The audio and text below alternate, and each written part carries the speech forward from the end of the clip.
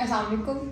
Welcome to Mohammadi hospital Sialkot. Mohammadi hospital के platform पे आज मेरे साथ हैं doctor Waqas Azeem, medical specialist. आइए इनसे जानते हैं मेडिसिन के रिलेटेड कुछ अहम सवाल। अस्सलाम वालेकुम सर। सर मैं आपसे पूछना चाहती हूँ कि आमतौर पे हमारी कम्युनिटी को नहीं पता था कि काले और पीले यिरकान में फ़र्क क्या है।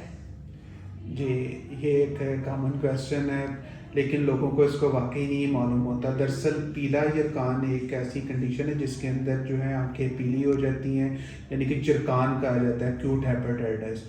तो इसकी मुख्तलिफ रीज़न्स होती हैं, जैसे कि हेपेटाइटिस ए और ई, और बाज़ का जब पित्ते के नालियों के अंदर पथरी फंस जाती हैं, बाज़ का तो रसोलियाँ होती हैं, तो तब भी हमें पीला यरकान देखने को मिलता है। जबकि काला यरकान जो है अमूमन हमारी सोसाइटी में समझा जाता है हेपेटाइटिस बी और सी की वजह से जो होता है यरकान, उसको हम काला यरकान कहते हैं। सर इस यरकान को साइलेंट लिवर डिजीज भी कहा जाता है कि ये जिगर की खामोश एक ऐसी बीमारी है जो जरा जाके खामोशी से जिगर पे अटैक करता है। इसके बारे में क्या कहना है? जैसा कि हमने पहले डिस्कस किया है अभी कि एक्यूट हेपेटाइटिस जैसे कि पीला यरकान जो है उसका सडनली पता चल जाता है, जबकि हेपेटाइटिस बी और सी जो है जिसको हम काला यरकान कहते हैं वो आहिस्ता आहिस्ता अपना काम करता रहता है, उसके सिम्टम्स इतनी जल्दी नहीं आते। जब सिम्टम्स आते हैं तो बहुत देर हो चुकी होती है, जैसे कि पेशेंट्स हमारे पास लेट प्रेजेंट करता है खून की उल्टी के साथ, गुनूदगी के साथ। इसके बाद जिस्म के ऊपर जो है नीले नीले रंग के जो है ना धब्बे बनना शुरू हो जाते हैं। तो ये कॉम्प्लिकेशंस के साथ बेसिकली हमारे पास पेशेंट आता है, इसलिए हम पेशेंट को कहते हैं कि आपको काला यरकान हो गया।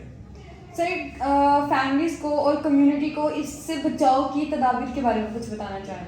जी, हेपेटाइटिस बी और सी यानी कि जो काला यरकान है ये आमतौर पर जो है खून के ज़रिए स्प्रेड होता है, यानी कि जब ब्लड ट्रांसफ्यूजन के ज़रिए स्प्रेड हो सकता है, इसलिए उसकी स्क्रीनिंग की जाती है। हेपेटाइटिस बी और सी जो है जिसको हम काला यरकान कहते हैं ये खून वाली प्रोडक्ट्स के ज़रिए स्प्रेड होता है, इसलिए जो है ना शेविंग जो है वो प्रॉपर एक जगह से करवानी चाहिए हजाम से।